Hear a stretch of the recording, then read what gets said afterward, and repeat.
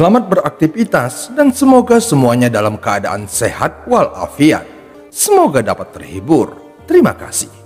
Sebelumnya kami mengingatkan untuk mendengarkan episode sebelumnya agar dapat lebih memahami alur ceritanya. Bagi orang lain, bintang rusak yang kacau balau mungkin mengandung banyak kekuatan. Tetapi bagi Wang Lin, jika tempat ini tidak dapat meniru alam jinnya atau kekuatan tubuhnya yang telah direkonstruksi, maka tempat itu tidak akan berdaya melawannya. Cincin ini dibentuk oleh teknik avatar ilahi yang besar, tetapi alam jin milik Wang Lin adalah mutiara penentang surga. Jadi jika teknik ilahi tidak dapat menyalinnya, maka itu tidak ada gunanya melawannya. Adapun tubuh dewa kuno, jika cincin ini bisa menirunya, maka dewa kuno tidak akan begitu misterius. Orang yang meletakkan formasi ini tidak mungkin bisa dibandingkan dengan kekuatan dewa kuno. Jadi bagaimana mungkin formasi itu bisa menirunya? Wang Lin segera keluar dari dalam cincin. Dia merasakan riak di hatinya ketika dia pergi ke tanah dewa kuno. Dia hanyalah seseorang di tahap formasi inti. Sekarang, dia tidak hanya mempelajari batasan dan mendapatkan tubuh seperti dewa kuno, tetapi jiwa alam jinnya juga telah membentuk inti. Akibatnya, meskipun Wang Lin mungkin tidak bisa mengalahkan ahli Nesensol, namun dia yakin bahwa dia tidak akan mati dalam pertarungan melawan Nesensol. Selain itu, Wang Lin merasa bahwa bahkan melawan ahli tahap Nesensol, dia masih memiliki peluang untuk memenangkannya. Jika dia menggunakan semua nyanyian dan teknik misterius ini ditambah dengan harta magisnya, maka dia bisa mengalahkan seseorang pada tahap Nesensol. Sebelumnya, jika dia bertemu dengan seorang ahli Nesensol, bahkan jika dia berlari, maka satu-satunya jalan yang akan dia lalui adalah kematian.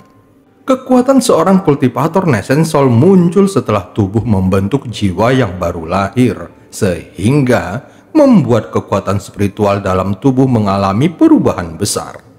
Pada tahap Nesensol, sepotong kekuatan spiritual dapat menandingi semua kekuatan spiritual yang dapat dikerahkan oleh seseorang pada tahap formasi inti.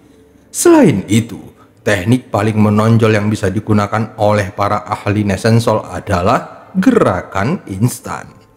Teknik gerakan instan inilah yang memungkinkan para ahli Nesensol menjadi kekuatan puncak di negara peringkat ketiga. Selain itu, para kultivator Nesensol dapat menggunakan lebih banyak teknik daripada para ahli formasi inti, dan bahkan jika mereka menggunakan teknik yang sama, kekuatan seorang kultivator Nesensol ratusan hingga ribuan kali lebih kuat.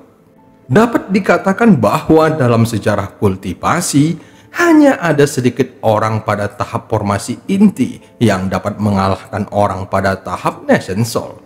Bahkan jika sebelumnya Wang Lin dibantu dengan mutiara penentang surga, paling banyak dia hanya bisa melindungi dirinya sendiri. Bagaimanapun juga, kekuatan harta magis berkaitan erat dengan tingkat kultivasi penggunanya. Tahap Nesensol adalah garis pemisah dalam dunia kultivasi. Hanya setelah membentuk jiwa yang baru lahir, para kultivator dapat benar-benar dianggap kuat. Ini menunjukkan betapa pentingnya membentuk jiwa yang baru lahir. Sementara itu, perbedaan ketiga ranah tersebut juga sangat besar. Setiap tahap setidaknya 10 kali lebih kuat dari tahap sebelumnya. Dengan kata lain, seorang kultivator Nesensol tahap akhir sekitar 10 kali lebih kuat dari seorang kultivator Nesensol tahap pertengahan, dan 100 kali lebih kuat dari seorang kultivator Nesensol tahap awal.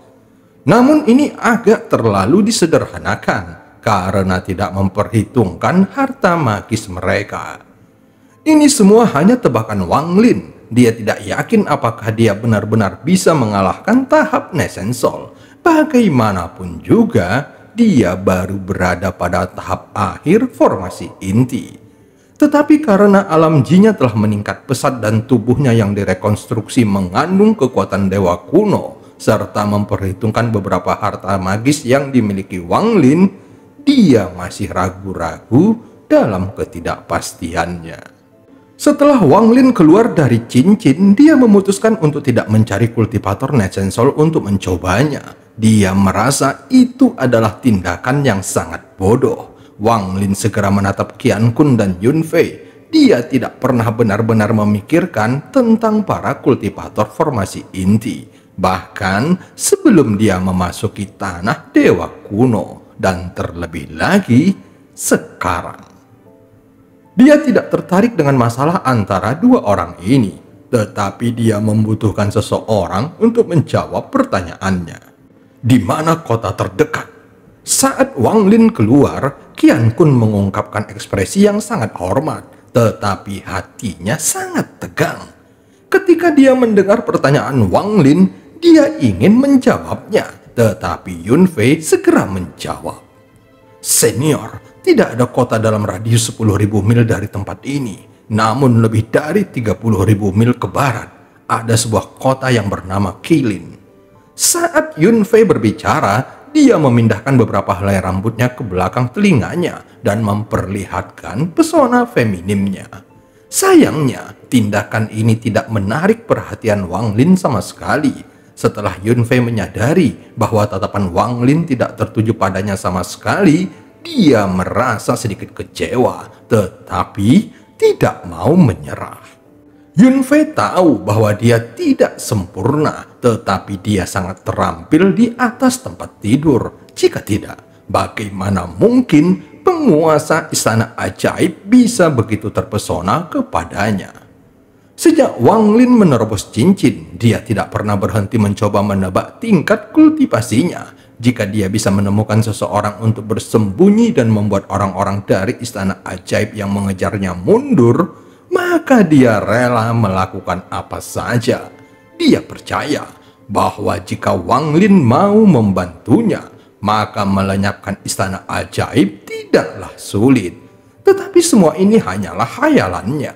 Wang Lin jelas tidak tahu apa yang dia pikirkan. Namun dia melihat ke arah barat dan bertanya, apakah kota Qilin ini memiliki kultivator formasi jiwa? Tidak, senior. Tidak ada kultivator formasi jiwa di kota Qilin. Faktanya, di lautan iblis ini, apalagi kota Qilin, bahkan di 10 kota teratas, tidak banyak kultivator formasi jiwa. Kali ini Qian Kun menjawab sebelum Yun Fei. Sebelumnya dia menyesal membiarkan Yun Fei menjawab di hadapannya. Jika dia tidak mengatakan apapun kali ini dan membuat Wang Lin marah, maka itu akan sangat buruk baginya. Mata Wang Lin bergetar mendengar informasi ini. Tidak ada formasi jiwa. Iya, senior. Beberapa ahli formasi jiwa yang terkenal di lautan iblis menghilang ke dalam bintang rusak yang kacau balau, jadi tidak banyak yang tersisa. Qian Kun dengan cepat menjawab, tetapi setelah dia selesai berbicara, ekspresinya tiba-tiba berubah. Matanya melebar saat dia melihat Wang Lin dengan bingung, tetapi dengan cepat dahinya mulai berkeringat dan dia menundukkan kepalanya. Namun jantungnya benar-benar kacau. Mata Wang Lin bersinar dingin saat ini. Dia mulai berbicara dengan suara sedingin es. Kultivator formasi jiwa yang menghilang ke dalam cincin bintang rusak ini terjadi 200 tahun yang lalu. Yun Fei juga mengungkapkan ekspresi terkejut. Dia juga teringat rumor 200 tahun yang lalu. Dia mengencangkan bibir merahnya dan berkata, "Senior, junior di sini mengetahui sebagian dari apa yang terjadi 200 tahun yang lalu. Pangeran Istana Ajaib Raja Racun, Meng Qingfan, Kepala Kota Qime, Duan Muji, Kepala Sekte Xuantian, Raja Iblis 6 Keinginan, dan monster tua Tian Modong atau yang disebut Kaisar Kuno. Keempatnya bertemu di sini dan menghilang bersama. Banyak penerus mereka yang datang ke sini dalam 200 tahun ini, tetapi tidak menemukan petunjuk apapun. Ekspresi Wang Lin tetap tenang, tetapi hatinya kecewa. 200 tahun tanpa diduga, dia sudah berada di tanah dewa kuno selama 200 tahun.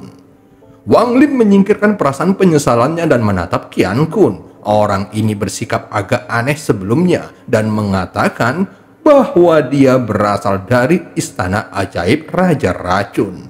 Jadi seniornya pasti si Bongkok Meng. Saat berikutnya, kaki Qian Kun menjadi lemah dan dia jatuh berlutut di tanah. Kemudian dia berkata dengan rasa takut dan hormat, "Senior, junior ini tidak tahu apa-apa dan tidak mau mengatakan apa-apa. Senior, tolong lepaskan aku." Mata Wang Lin tampak dingin. Dia melirik Qian Kun lalu bertanya, "Apakah tuanmu si Bongkok Meng?" Tubuh Qian Kun gemetar mendengar pertanyaannya. Harus dikatakan bahwa Meng Qingfan dari istana ajaib Raja Racun adalah nama yang sangat terkenal di lautan iblis. Tidak peduli senior mana, ketika berbicara tentang Meng Qingfan, mereka akan menyebutnya sebagai senior Meng. Bahkan di antara orang-orang dengan ketenaran yang sama, mereka setidaknya menyebutnya sebagai Pangeran Meng. Selain mencapai tahap formasi jiwa yang sangat jarang terjadi di lautan iblis, dia juga memiliki teknik racun. Serangan racunnya sulit untuk dicegah. Itu juga tidak berasa dan tidak berwarna. Banyak yang mati karena racun ini bahkan sebelum mereka menyadari apa yang telah terjadi. Ditambah lagi dengan kepribadian Meng Qingfan yang eksentrik. Jika ada satu kata yang salah, maka dia akan menghapus seluruh sektenya. Pernah ada sebuah sekte di lautan iblis, meskipun mereka tidak memiliki ahli formasi jiwa, namun mereka memiliki beberapa ahli Nesensol tahap akhir, sehingga menjadikan mereka salah satu sekte terkuat di lautan iblis. Salah satu murid sekte itu bertemu dengan Bongkok Meng karena tidak mengetahui identitasnya. Dia bahkan mengejek si Bongkok Meng. Malam berikutnya, Meng Qingfan masuk ke sekte itu sendirian. 1 jam kemudian, ketika dia pergi, sebanyak 3.960 orang di sekte tersebut, termasuk murid dalam, murid luar, semua pekerja, dan bahkan para ahli Nesensol tahap akhir, semuanya mati. Ketika Meng Qingfan membunuh orang, dia suka meninggalkan alasannya. Itulah sebabnya orang lain mengetahui perbuatannya. Akibatnya, kekejaman Meng Qingfan akan membuat wajah siapapun di lautan iblis menjadi pucat. Hanya ada sedikit orang di lautan iblis yang berani memanggilnya si Bongkok Meng. Setelah Qian Kun mendengar kata-kata Wang Lin barusan, dia semakin yakin dengan tebakannya. Qian Kun tidak berani berbohong dan dengan cepat berkata, "Senior, Penatua Meng memang leluhur sekteku." Setelah mengatakan ini, dia mengatupkan rahangnya. Tanpa menunggu Wang Lin berbicara, dia mengungkapkan rahasia yang dia ketahui. Tampaknya beberapa tahun yang lalu, Qian Kun mendengar kepala saat ini berbicara tentang leluhur Meng Qingfan, bahwa dia tidak menghilang, tetapi pergi ke bintang rusak yang kacau balau, dan sepertinya ini adalah kedua kalinya dia pergi ke sana. Dia juga mendengar bahwa jika celah besar muncul di bintang rusak yang kacau balau, itu berarti leluhur telah kembali. Qian Kun memikirkan hal ini ketika dia pertama kali mendengarnya, tetapi itu sudah lama berlalu. Dan itu juga tidak ada hubungannya dengannya, jadi dia perlahan-lahan melupakannya. Alhasil, saat melihat celah tersebut terbuka, dia merasakan keakraban dan tidak terlalu memikirkannya. Namun setelah dia menjawab pertanyaan Wang Lin, dia merasa seperti disambar petir dan langsung mengingatnya. Inilah mengapa ekspresinya tiba-tiba berubah. Celah terbuka di bintang rusak yang kacau balau, tetapi leluhurnya tidak kembali. Bahkan para kultivator lainnya seperti Duan Muji, Raja Iblis Enam Keinginan dan Kaisar Kuno juga tidak keluar. Sebaliknya, Wang Lin lah yang muncul. Sehingga hal ini menyebabkan dia berspekulasi banyak hal. Setelah Wang Lin selesai mendengarkan, dia bergumam pada dirinya sendiri yang menyebabkan Qian Kun menjadi sangat tegang. Qian Kun mengatupkan rahangnya dan menggerakkan tangannya ke tas penyimpanannya dan tiba-tiba membuang pasir hitam. Dia segera melarikan diri tanpa melihat ke belakang lagi. Pasir hitam itu mengeluarkan bau amis. Setelah muncul, itu langsung mengeluarkan suara ledakan kecil. Wang Lin hanya menertawakannya di dalam hatinya. Dia tidak menghindari pasir hitam itu, tetapi membanting tas penyimpanannya dan pedang beracunnya keluar. Kemudian dengan cepat terbang menembus pasir hitam beberapa kali, menyebabkan semua pasir hitam tiba-tiba menyala dalam nyala api hijau. Semua pasir hitam berubah menjadi asap hijau dan diserap oleh pedang beracun. Semua ini terjadi dengan sangat cepat, hampir pada saat yang sama ketika Qian Kun membuang pasir hitam dan mulai melarikan diri. Namun pedang beracun Wang Lin telah menyerap semuanya. Kali ini hati Qian Kun bergetar lagi. Tubuhnya mulai mengeluarkan rasa dingin. Dia dengan cepat mendorong kekuatan rohnya untuk bergerak lebih cepat. Wang Lin mengarahkan jarinya ke alisnya. Tiba-tiba dari kesadarannya muncul bayangan hitam seperti kilat dan keluar melalui bintangnya. Iblis Suli Guo keluar dengan teriakan gembira yang bergema di sekitarnya. Aku akhirnya bebas. Aku hampir bosan sampai mati. Wah, jangan lari. Biarkan kakek Su melahapmu untuk membalas budimu karena mengizinkanku keluar lagi. Aku akan membiarkanmu mati dengan rasa sakit sesedikit mungkin. Saat suara itu terdengar, Iblis Suli Guo berubah menjadi seperti asap dan menyusul Qian Kun. Qian Kun segera memasang ekspresi terkejut ketika Suli Guo melompat ke arahnya. Setelah Iblis Suli Guo melahap jiwa Qian Kun, dia mengambil formasi inti emas dan tas penyimpanannya, lalu kembali ke Wang Lin. Iblis Suli Guo menunjukkan ekspresi mencoba untuk menyenangkannya, tetapi di dalam hatinya, dia tidak ingin melepaskan formasi inti itu. Wang Lin melirik formasi inti lalu melemparkannya ke dalam mulutnya. Saat formasi inti memasuki mulutnya, taktik Dewa Kuno mulai aktif dan dia sepenuhnya menyerapnya dalam beberapa saat. Wang Lin dapat merasakan bahwa 80% formasi inti diserap oleh tubuhnya dan hanya 20% yang menjadi kekuatan spiritual. Setelah menyerap formasi inti, Wang Lin menyimpan tas penyimpanannya lagi. Dia menunjuk ke tubuh Qian Kun saat bola api kecil keluar dari jarinya. Bola api itu dengan cepat mendarat di tubuh Qian Kun dan mengubahnya menjadi debu. Ketika Yun Fei melihat semua ini, wajahnya menjadi lebih pucat. Dan tanpa sadar, dia mundur beberapa langkah. Menurutnya, tingkat kultivasi Wang Lin terlalu dalam, terutama harta magis yang dia gunakan. Dia menyadari bahwa itu adalah Nesen Soul.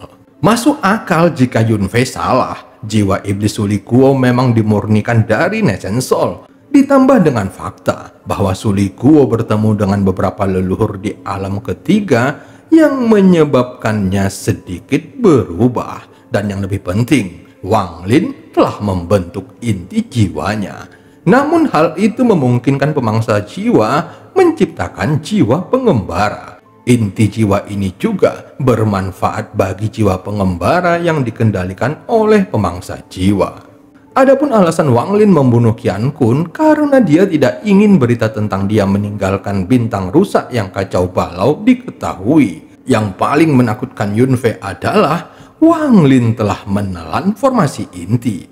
Bahkan kepala istana ajaib Raja Racun tidak akan menelan formasi inti tanpa memurnikannya dengan obat lain terlebih dahulu.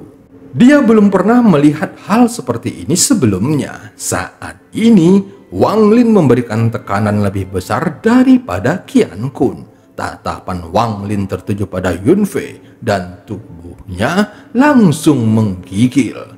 Dia tidak berani menatap Wang Lin secara langsung, namun tiba-tiba Wang Lin dengan tenang berkata, "Aku telah membantumu membunuh Qian Kun. Bagaimana kamu akan membalasnya?" Dan cerita pun berakhir. Sampai ketemu di part selanjutnya.